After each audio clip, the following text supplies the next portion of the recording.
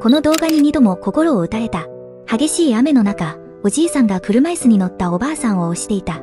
そこへ親切な男性が傘を差し出してくれ、私を得ると車に乗って去っていった。